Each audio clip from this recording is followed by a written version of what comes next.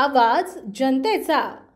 रिसोड तालुक्यातील भोकरखेड येथील श्री संत गजानन महाराज सेवाधारी मंडळ यांच्या वतीने दरवर्षी पैदल वारी काढण्यात येते। यात महिला पुरुष पैदल दिंडीमध्ये सामील होतात। दिनांक 7 जानेवारी रोजी गावांना प्रदक्षिणा घालण्यात आली। सजवलेल्या पालखी सोहळ्यामध्ये श्री संत गजानन बाबा यांची प्रतिमा ठेवण्यात आली होती। पालखी हा पारंपरिक पद्धतीने काढण्यात आली होती।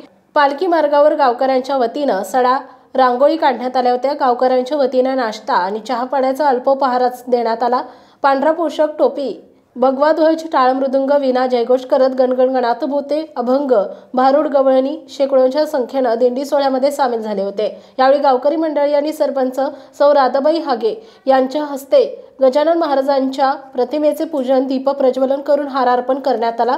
पालखी सोहळ्याला भोकरखेड येथून सकाळी 10 वाजता रिसोड शहराकडे पालखी प्रस्थान झाली होती। यावेळी रिसोड पोलीस स्टेशनचे कर्तव्यदक्ष ठाणेदार भूषण गावंडे यांनी बंदोबस्त केला होता।